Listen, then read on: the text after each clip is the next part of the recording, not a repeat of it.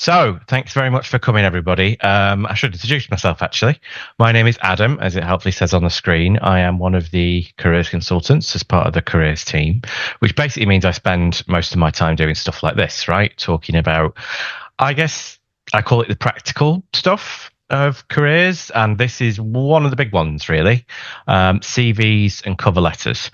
Now, because this is online and because you're all muted, we can't be that interactive. But to get us started, what I want you guys to do is to think about what you think are the most common mistakes that I see when I look at CVs, whether that's on one-to-ones or whether I'm shortlisting for roles. Let's see if we can get to 5. Think of what you think are the top 5 mistakes that I see in a CV and put it in the chat for me. Now, while you're doing that, what I'd like you to do is scan this QR code for me, please. What this allows me to do is get an idea of who's attended. What I can then do with that information is send you the slides and send you the recording. I will be showing this again later on in the session. So for whatever reason, let's say your phone doesn't work or whatever, the QR code doesn't work, I'll be showing you this again, but don't worry too much about it. Okay, now what about it?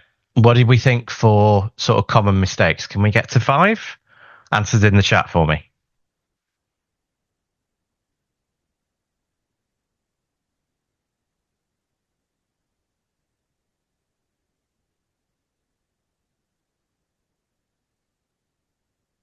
Okay, good. I like that. Using a picture. We don't want a picture on a CV. What else? So that's 1.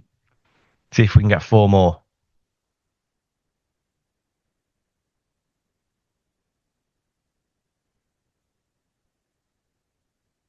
Wow, feel the energy in this room.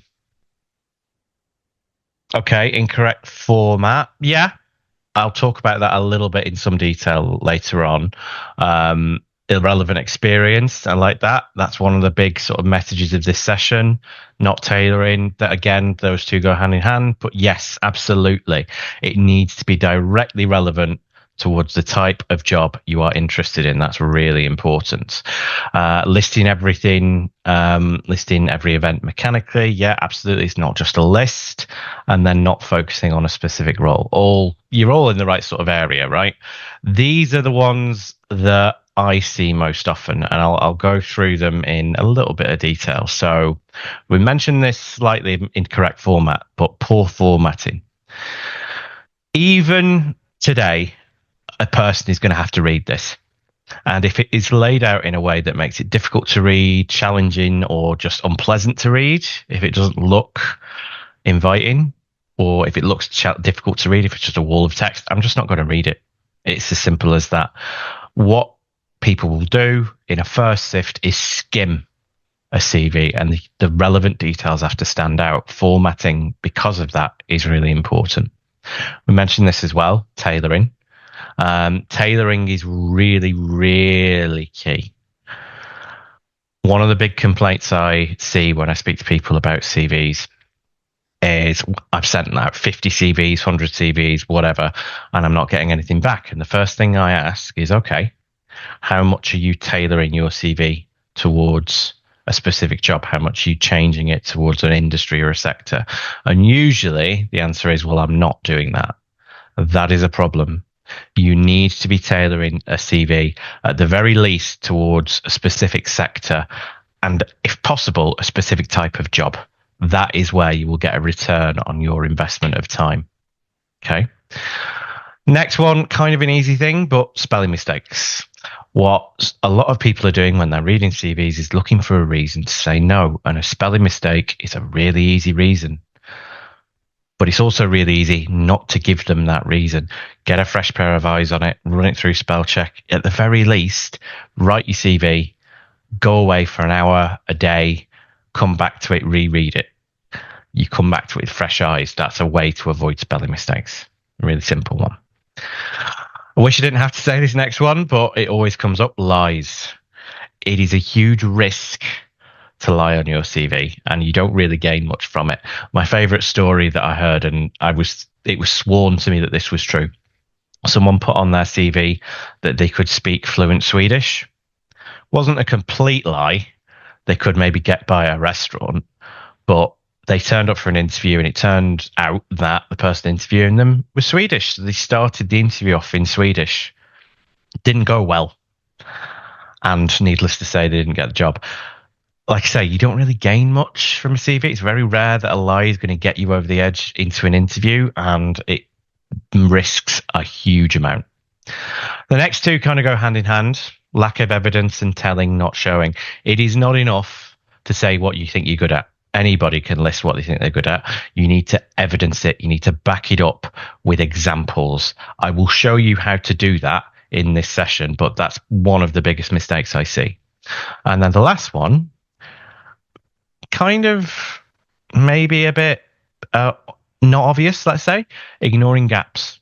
You might have, for whatever reason, a gap in your work history. Maybe you took a year out to go traveling, or you plan to do that. Maybe you had some time unemployed for various reasons. Maybe it's maternity, paternity leave. Maybe you were just taking a career break. It really doesn't matter.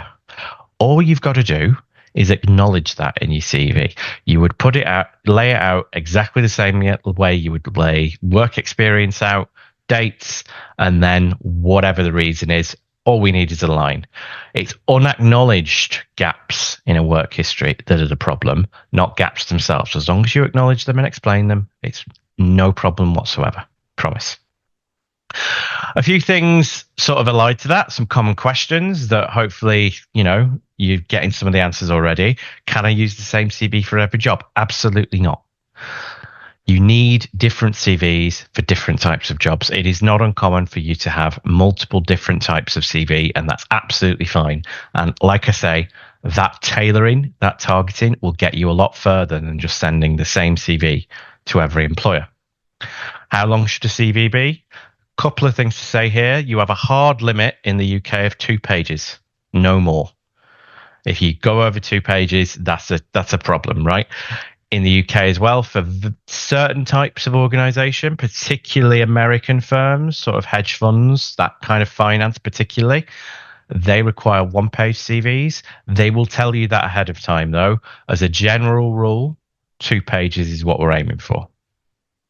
The next one, we get this quite often. Should my education come first? And this, I guess, demonstrates a bit of a rule. Potentially, your education should come first if it is directly relevant to the job you're going for. If it's not, then I'd say something else comes first. What I usually say with these things is you've got to think about the person who's reading this. And that person is usually quite time poor. They don't have a lot of bandwidth for these things. So you need to make sure that the first things that they're seeing on your CV are directly relevant to that job. That's what gets their interest. If your education isn't directly relevant, then maybe it comes later on in the document. Still needs to be on there. You can't omit it, but you've got to think about this person's attention. What's going to capture it most? If the answer is something else other than your education, that's the decision made. Should my most recent or most relevant experience come first? I would say sort of both. And I'll show you how to do this.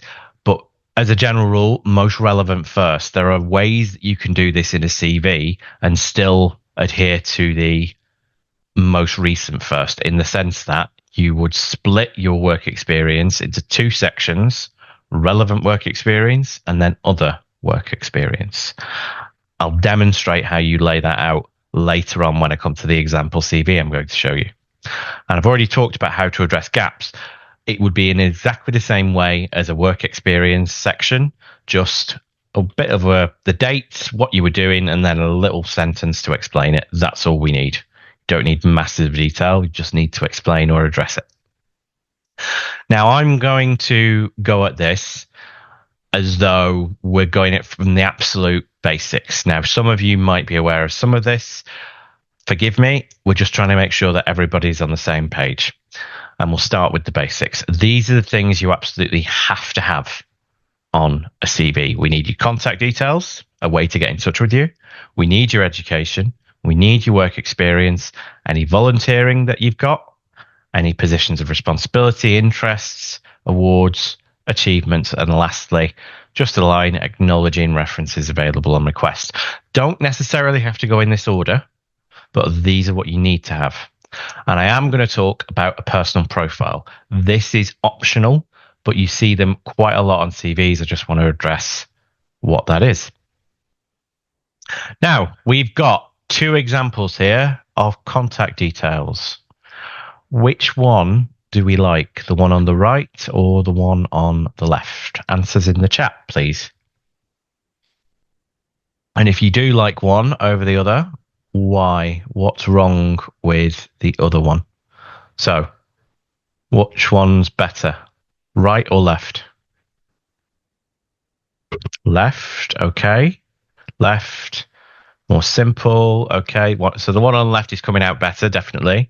More professional, absolutely. Formatting consistent. I like that. That's really good. Picture, we've already talked about. Yes, you wouldn't have a picture. Great. So you've all got it. Fantastic. I like it. So yeah, there are a few things wrong with the one on the right. Picture's probably the most obvious.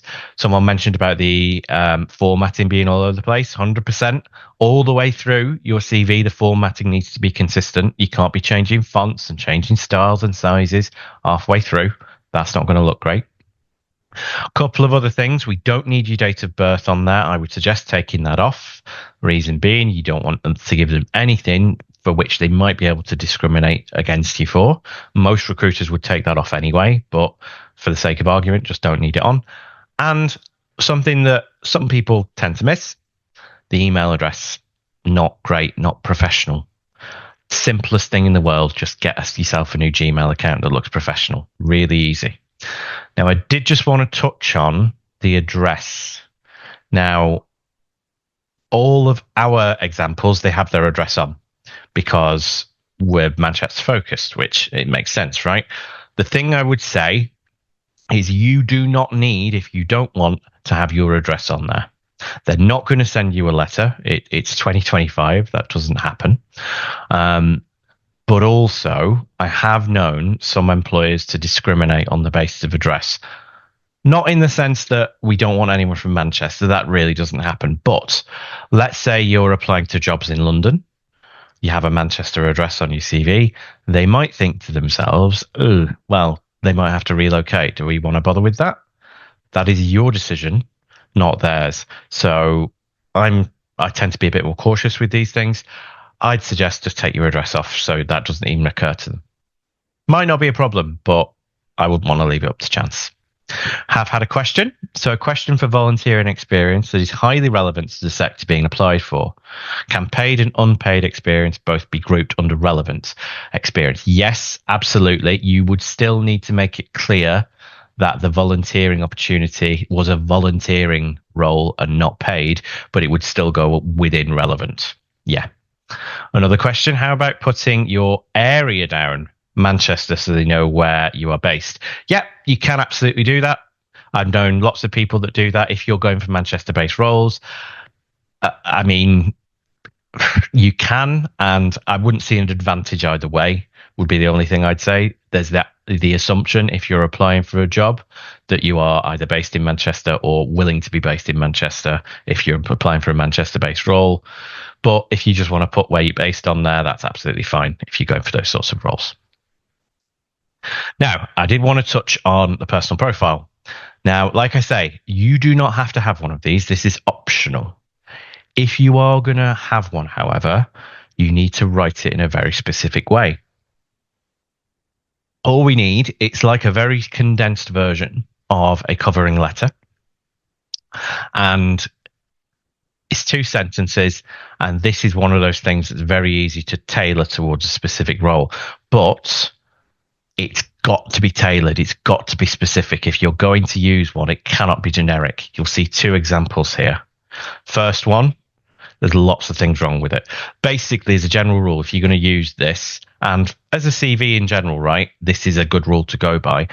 If I can read a personal profile or a CV in general and think to myself, I'm not sure what they're applying for, that is a problem.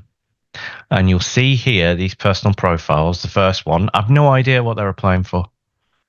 And, you know, they've used really generic language. Everybody's hardworking. You're not getting points for that. Motivated.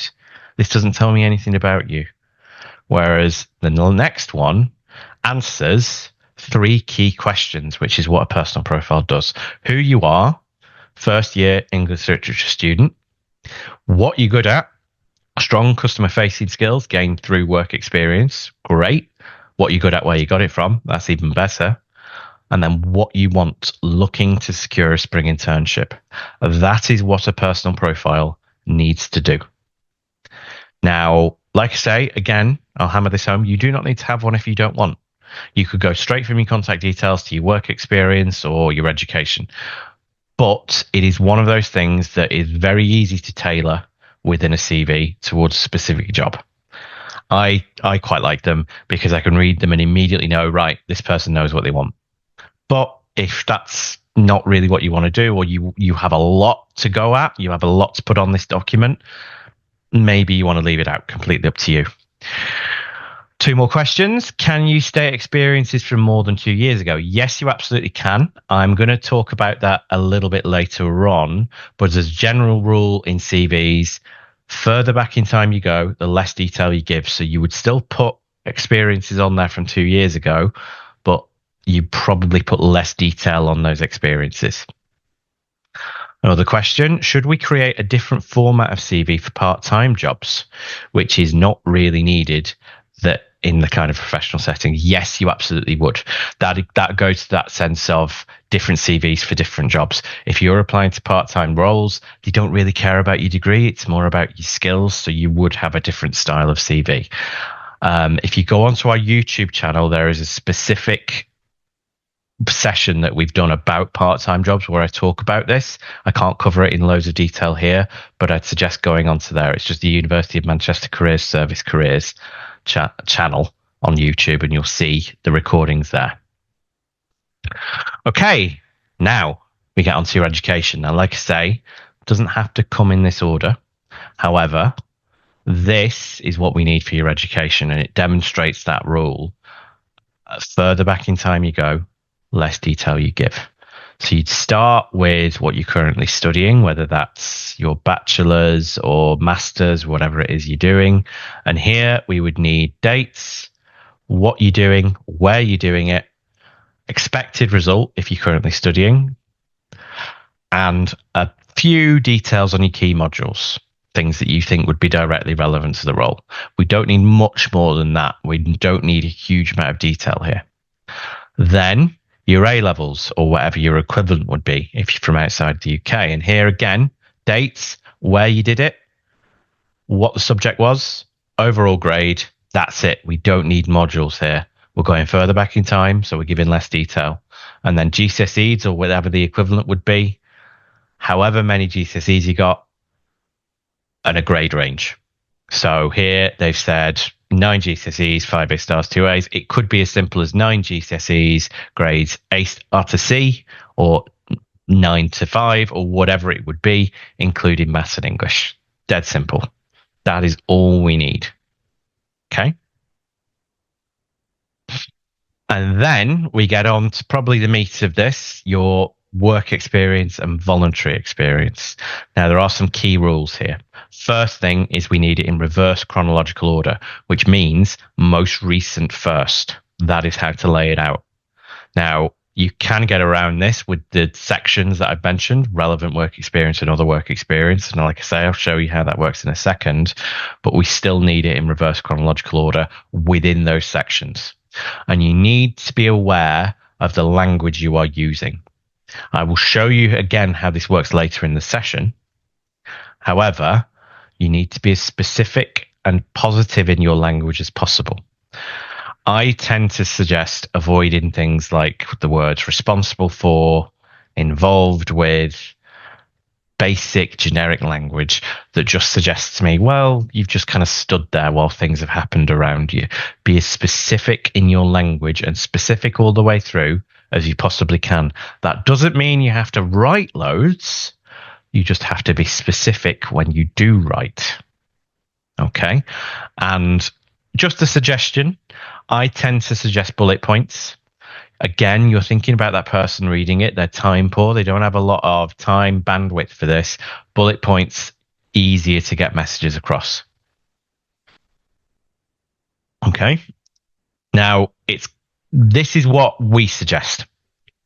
Now, you do not have to write exactly like this. You don't have to use this format.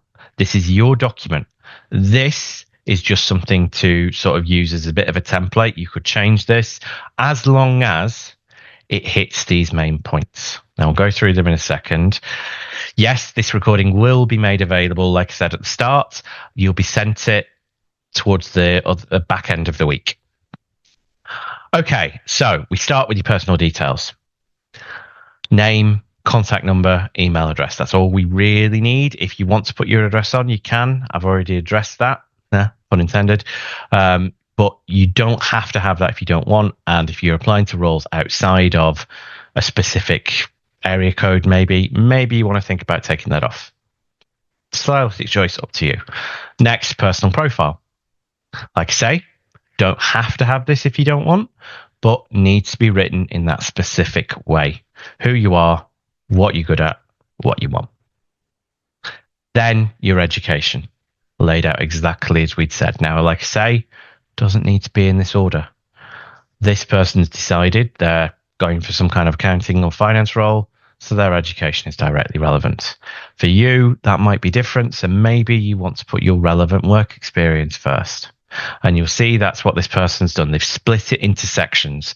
Relevant work experience, everything they think is directly relevant to that role in reverse chronological order. And then on the other side, other work experience and volunteering in this case. And you'll see they've used bullet points. And this, as we get on to the second page, we're going further back in time. It's getting less relevant. We're getting less detail. You're seeing fewer bullet points. And after this work experience, this is where we get to things that maybe you wouldn't go into loads of detail about. Additional skills, things like being able to drive, additional languages you speak, software packages like Microsoft Office that you know how to use. You're not going to go into huge amounts of detail there. You're just going to say, yeah, got them, tick box exercise. Then if you've got space, the next things are nice to have.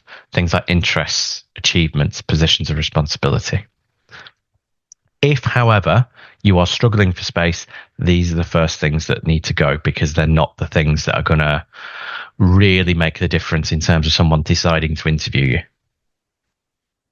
And that thing I just said is a clear distinction. A CV, sometimes I will ask people, what do you think a CV is for? And probably about 60% of the time, people say, well, it's to get you a job. It's not. It's to get you an interview.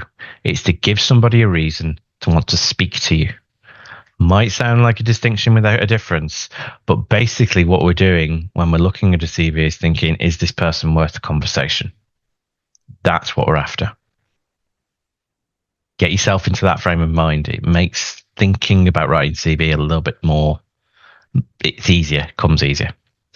And lastly, references available on request. You might not even need that as it's assumed. The reason I focused on that is in the UK, you do not need detailed referees on a CV.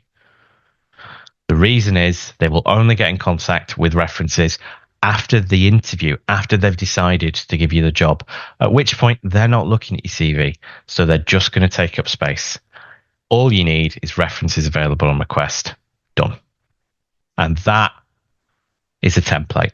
Now, like I say, you don't need to use that template. If you don't want to, if you have a different style of CV, that's up to you. This is just what we would suggest. And as long as you hit these main points, then you can make a really good CV that doesn't really look like this. It just has all those sections. Okay. Now, that's all very well and good. But how do you write these work experience entries? Well, I'm going to suggest we use the STAR technique. Some of you might be aware of this. Some of you may be less so. This is a way to write these things and talk about them at interview as well. What we do is we think about the situation. So what was the situation at that particular work experience or voluntary experience? And the task, what were you trying to achieve? So if it's part-time bar work, you're trying to serve customers well. That's the task. Then the action, what you did, but also, and this is the bit that will set you apart, how you did it. So if we take communication as an example, not just what you were trying to communicate, but how did you communicate? So if you were giving a presentation, for example, did you use a PowerPoint? Did you vary your language to make sure everyone in your audience could understand? Did you think about your audience? Did you make it interactive? All these things that will demonstrate how you did something, not just what you did. And then you finish with the result. What happened as a result of what you did? And all the way through this, you are being as specific as possible. And I'll say this again, that doesn't mean that you have to write loads. You just have to be as specific in the things you give. So what most people do is in a CV is something like this. You'll see the wait staff, Bob's Restaurant, right? They tell me what they did. It's not enough. This isn't very impressive. Not because the work experience isn't good. It's great. But you're just not doing it justice. Now, if I apply the STAR technique to this, it becomes something like this. Now, I have written more here, but I've not written a huge amount. And you'll see all the way through, I'm being as specific as possible. I'm saying how I did things, what the result was. So, team of 7, 300 customers, 2 evenings a week. Immediately more detail. I immediately know that this is someone that's actually done that. They know what they're talking about. Excellent customer service skills with attention to detail, making sure things were done quickly, accurately, worked flexibly. You see, this is a lot more specific and giving a lot more detail without actually writing loads and loads. This is what we are after. And I promise you might be sat there thinking, well, I don't have anything to talk about because my work experience, whatever it is, or voluntary work or even extracurricular stuff, isn't directly relevant. By doing this, by giving me this specific detail, you make it relevant because you demonstrate transferable skills. This is what we're after in a strong CV. Specific detail, not just reams and reams of information. So all the way through, wherever we can, we are looking at our language and we are quantifying. That's why I was sort of laser focused on those numbers, the 7, the 300, 2 nights a week. That gives you a level of credibility. It makes you look like you know what you're talking about and immediately gets my attention because, oh, right, they do know what they're talking about. And then you're looking at your language rather than saying involved with, responsible for, or I did, I drafted, I collaborated with a team, arranged interviews with 80 students, analyzed, answered questions, all the way through, being specific with your language, telling me exactly what you did, not just sort of vague references to being responsible for. This is what I mean when I say look at your language. This is how you can make it more powerful and make it resonate with the reader a bit more. And a cherry on top, put employability skills in there. Put skills that they are specifically asking for. Now, I've put, I guess, what I would consider the most common ones that employers ask for. But if you really want to do this well, and it goes back to that point I mentioned about tailoring, look at the jobs that you're going for. Look at the things that you're applying to. What are the skills they are asking for most commonly? Use those in your CV. That they are keywords essentially. Use them in your CV, demonstrate it with your work experience. That is what will get you to that interview stage, because the truth is that is how recruitment works, right? Imagine that you're on the recruiter's side or you're on the employer's side. It's one of those things that you don't really understand what an employer is looking for until you either get your head around this or you're on a recruitment and selection panel and you have to do this. Imagine you've got, let's be conservative and imagine you've got like 40, 50 CVs to look through in the space of an hour, maybe 2, right? How are you going to do it? It's really challenging because, yeah, you can read a CV and get a sense of, oh, is it good? But maybe you only have like 6 interview slots. How are you going to differentiate a good one from a great one and a good one from a mediocre one, right? What we do is we use something like this. We use this at the University of Manchester. Every place I've worked, and when I used to work in recruitment, this is what we did. We used a selection grid. Along the top, we've got the key skills that we have asked for. That's really easy to figure out. They're just lifted straight from a job description or a person specification. It's one of the reasons why when I talk about job hunting, it's a good idea to keep the job descriptions of the things you've applied to, because you can use it for interviews as well. However, we've got that. That's what we're assessing. And then we've got the names of everybody that's applied. So that's all those CVs. And for each of these skills, what we do is give it a score. Now, I've used 1 to 4 here. It might be 1 to 10, 1 to 5, maybe even 1 to 2. Met, partially met, for example. We give everybody those scores, add them all up, and then the top scores are the ones that get invited to interview. That is the key to a strong CV. Give me the skills that I've asked for and give them to me in a way where it's easy for me to give you a high score. That's all we want. Say it's all we want. This isn't easy, right? I completely appreciate that. It's probably the hardest part of the process. However, if you get this right, and it's the one part of the entire process that you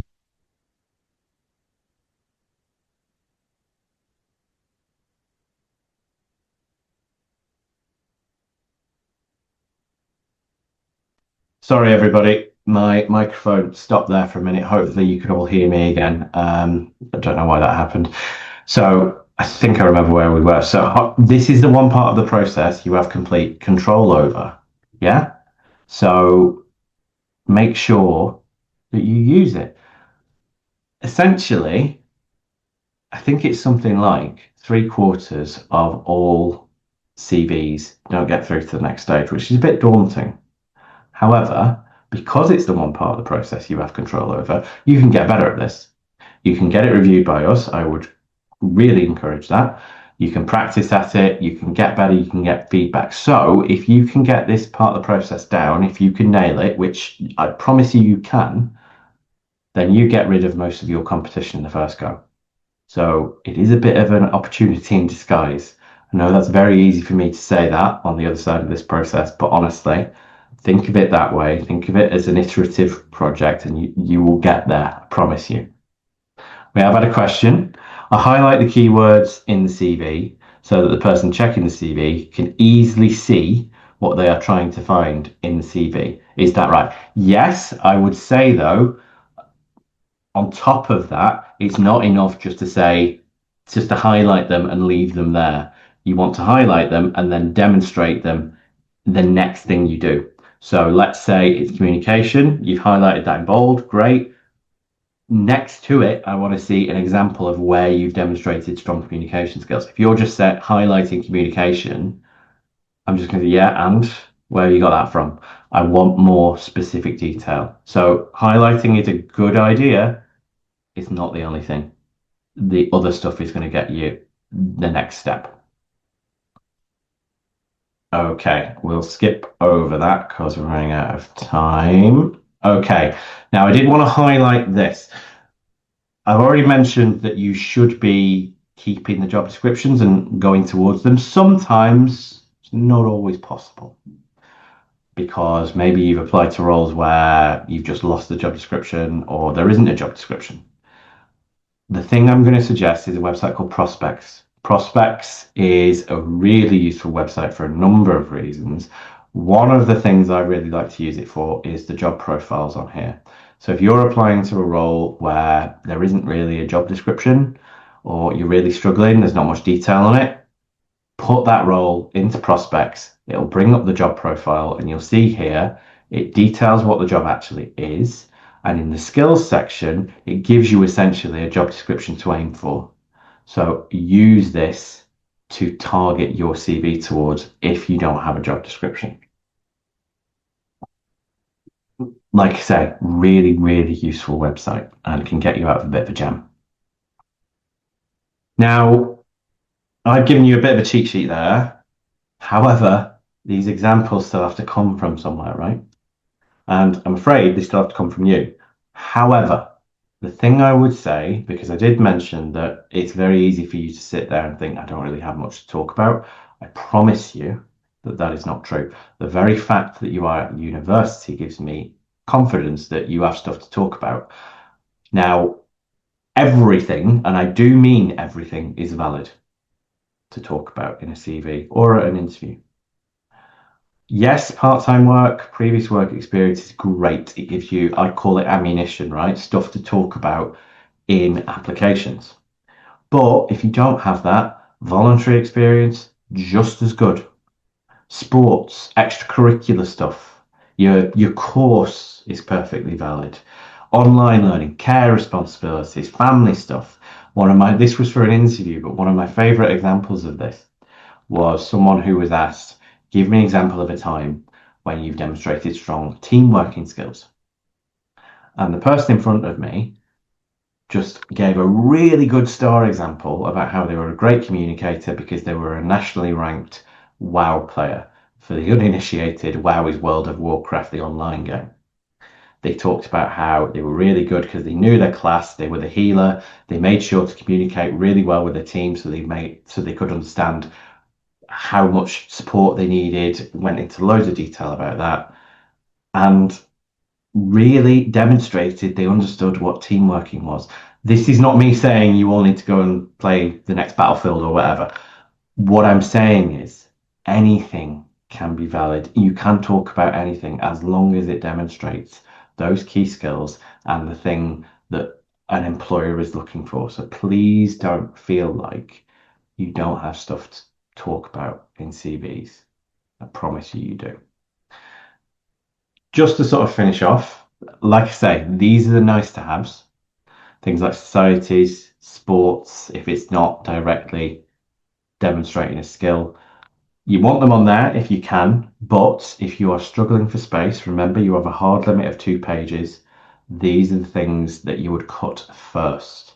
Still, we want to try and get them on there if we can, but if you're really struggling for space, this is where you look to trim. And as you can see on there, you don't need masses of detail. Unless you want to use that to demonstrate a specific relevant skill, we don't need a huge amount. Okay. Now we have had a question. Can we use ChatGPT to help us build a CV? You can use it as a starting point. I would suggest using it as a starting point and then heavily editing it. The reason being, and you might not necessarily believe this, but once you've seen CVs that are AI generated, it becomes super easy to just spot them a mile off because ChatGPT, other AI models, they're trained on the same data and they all come out with the same stuff. If I have to see the phrase educational journey again in a CV or a cover letter, I will lose my mind because for some reason AI just throws that up all the time. And look, people don't talk like that. It needs to be in your voice because if it's inauthentic, we're going to notice. Like I say, that doesn't mean don't use it. We understand you're going to use it and more power to you, but use it as a base, heavily edit it, tailor it towards the job. Okay. Another question. How about achievements such as winner of competitions? Is it should be included in the interests and awards section? Competitions are a bit challenging. I would put it in the awards section, but you need to tell me why that is important in the sense that if you just say won X award, I might not know what that award is. And I'll be honest, I'm not Googling it. You've got to tell me why that is important. Won X award for excellence in marketing, for example, for work I did in X, whatever it is, as long as you demonstrate it, tell me why I should be impressed, that's fine. And yeah, it would go in interests, achievements, but it's not enough to just say won this. References. I did want to touch on this. Like I say, you do not need detailed references on your CV. All we need is references available on request. This would be someone who can essentially vouch for you. Previous employers are great. If you don't have a previous employer, tutor, lecturer, something like that, absolutely fine. The thing is, you would need to ask that individual and seek their permission first. So speak to them directly. Okay. You will need to provide references in almost every job. So even if it is just an academic reference, that's fine. Just make sure you get their permission. Another question, what's the difference between a CV and a cover letter? I'm about to move on to cover letters, so we'll talk about that in some detail in a couple of minutes. Another question, if I apply for a job within an organisation I'm working for, is it acceptable or strange to provide my current... No, you would absolutely, sorry, I cut off the question. You would absolutely provide your current line manager.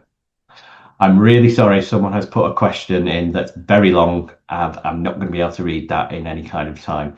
So what I would suggest, if you've got something that detailed, book an appointment with us and we'll be able to talk to you, or maybe send us an email. I'll put our email address at the end of this session and we'll be able to get back to you in more detail there.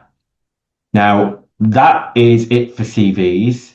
What I would suggest, this is the QR code to our CV pathway. It's a quick, short course on how to write a CV. And within that, you get to upload your CV to our online CV checker. What that then unlocks is the ability to have a CV appointment with us. What I would suggest is get your CV in a kind of state that you're happy with, but you need some support on. Do the pathway and then book an appointment to come see us. Dead simple. There's appointments available every weekday at all times of the day. So if you want to have a chat with us, use those appointments. Okay. Now I am going to move on to cover letters, but does anyone have any questions on CVs before I do? And I'm going to see if I can.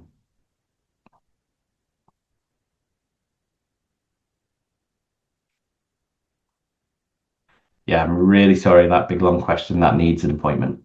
I would really suggest going for a CV appointment with us because there's a lot there to cover. Okay, cover letters. Now, this can throw people for various reasons because, as one of the people that asked the question suggests, what's the difference between a CV and a cover letter, right? Aren't they the same thing? A cover letter, I get into trouble sometimes when I say this. A cover letter basically makes an employer feel special. That's all it is to an extent. It is hyper focused. It is focused on the job and the employer, something you cannot do on that specific company, which is something you can't really do in a CV. That is the main difference.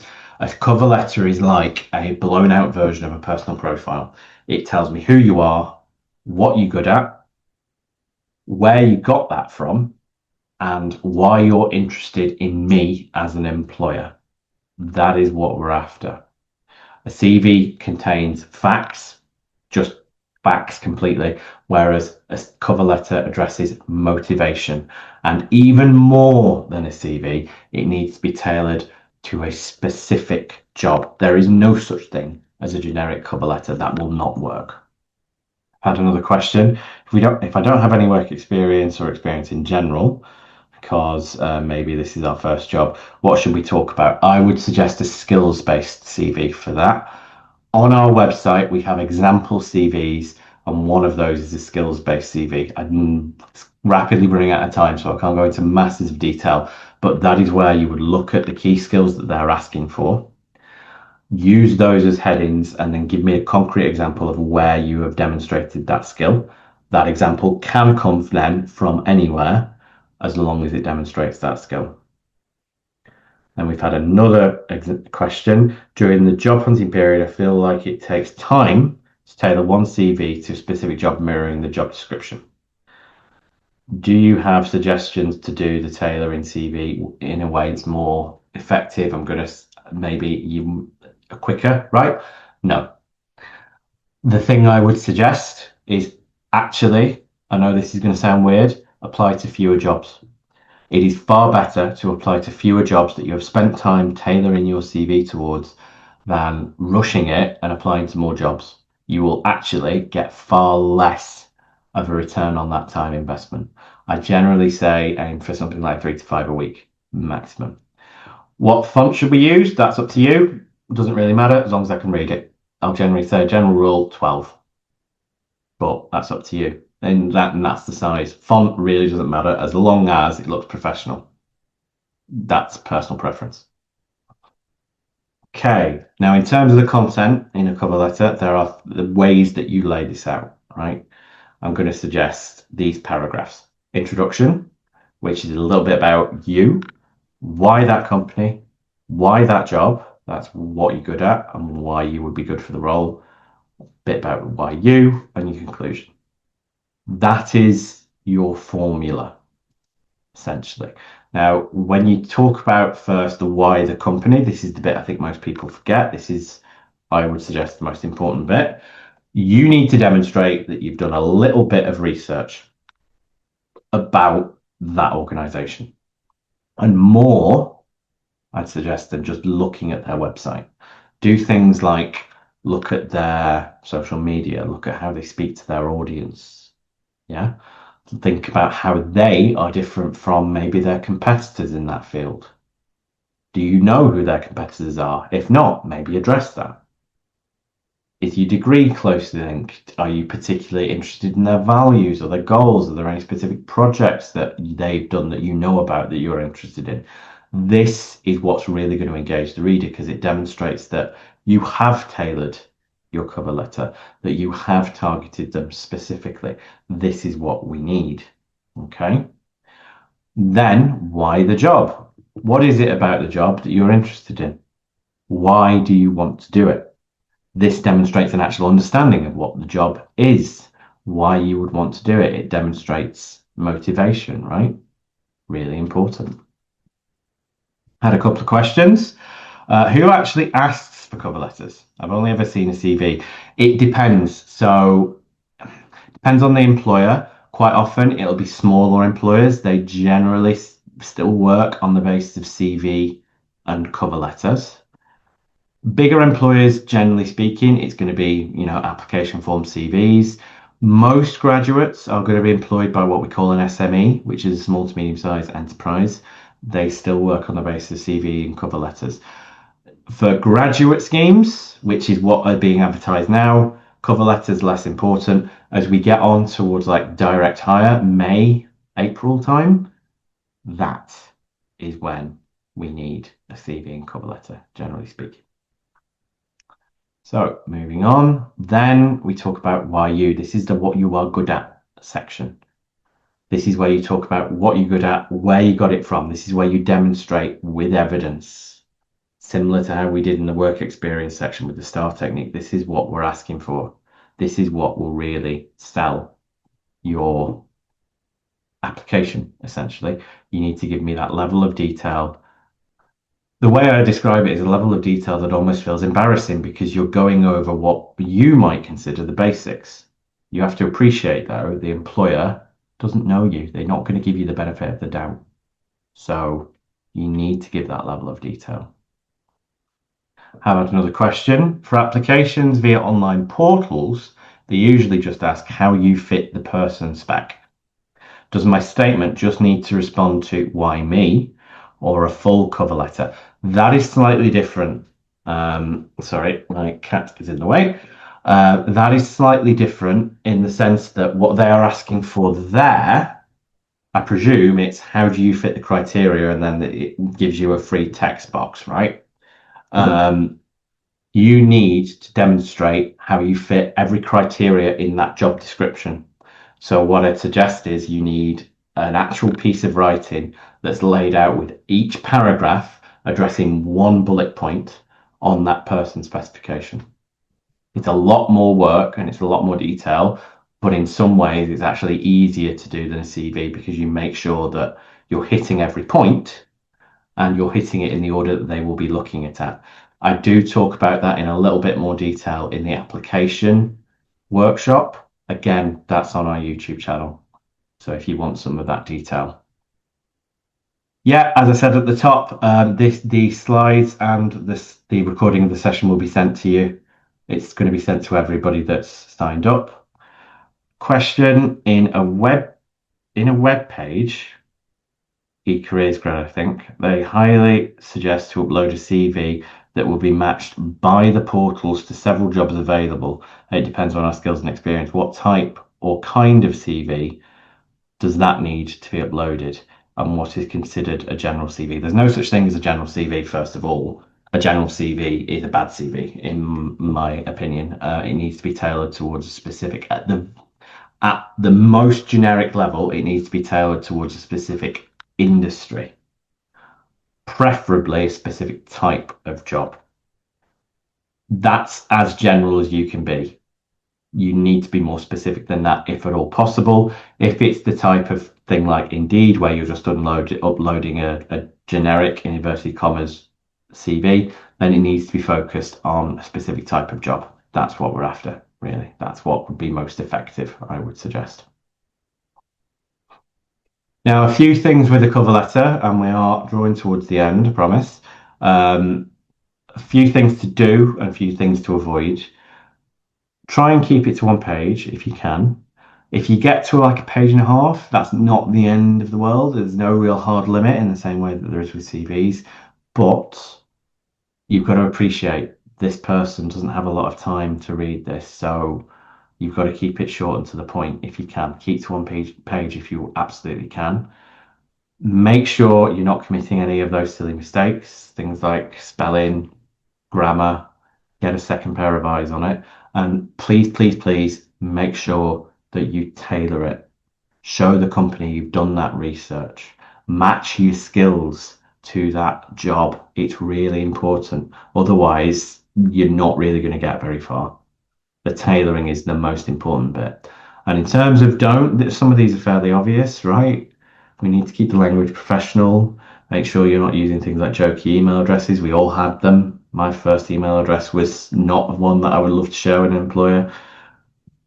Just don't do that. Essentially, get yourself a different email address. And don't do these things like giving long, unnecessary explanations about grades, mitigating circumstances, talking about your lack of experience.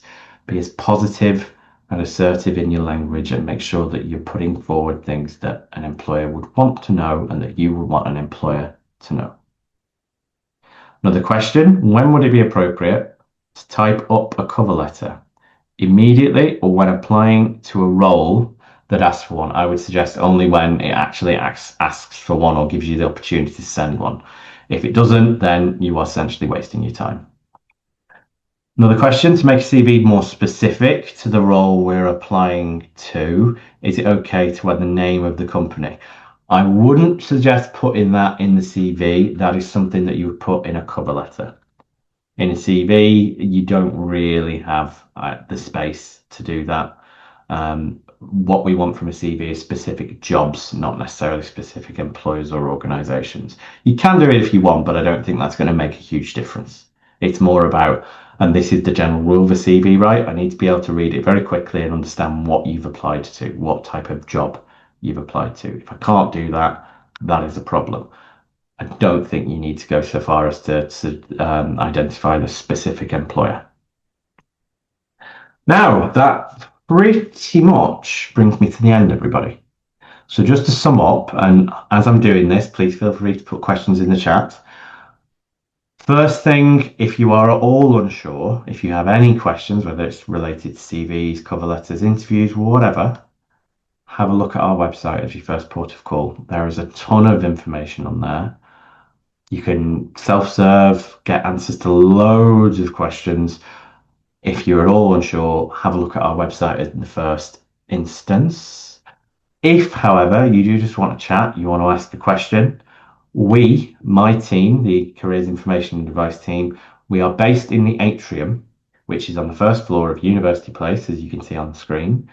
We are open every weekday between 10 and 4. You do not need an appointment. All you need to do is rock up, ask us any career-related question you like. We might point you in the direction of another part of the service, maybe appointments, events, whatever it might be. But if you just want to have a chat, come and see us. I had another question. Should we write personal profile in the CV if we are writing a cover letter? Again, like I said, personal profiles are completely up to you. You don't have to have one if you don't want. I wouldn't say that the personal profile negates a cover letter or vice versa. They do slightly different things. I know they're very similar, but a CV, a personal profile in a CV, allows you to quickly and easily read it and understand what you've applied to and understand that you've actually put the effort in. So that's what I would suggest. If you don't want to use a personal profile, you don't have to. That's completely up to you. Where would the recording be uploaded? So this is going to be uploaded to YouTube, but it will be sent to everybody that has signed up to the actual event. It'll probably be sent around Thursday after we've done the live version of this. So don't worry too much. It'll be sent, and you'll get the slides as well. Now, last couple of things I'm going to ask of you. This is the attendance slide. So if you could scan that QR code if you didn't get the chance, this makes sure, absolutely sure, that I'll be able to send you the slides and the recording. Like I said, this will be sent hopefully to everybody that has signed up, but this makes the process quicker and easier and makes sure that you don't not get sent it in error. I'll give you a second to do that. And then the last QR code I'm going to put up is a QR code to our feedback survey. Now, I appreciate, look, everybody asks feedback surveys. I get it. We ask for this on the regular because we are very responsive to the feedback that we get from you guys, right? A lot of what we are doing today, this year, is the direct response to the feedback that we got last year. If you do have a little bit of time just to fill that out, we'd be really, really grateful. Otherwise, ladies and gentlemen,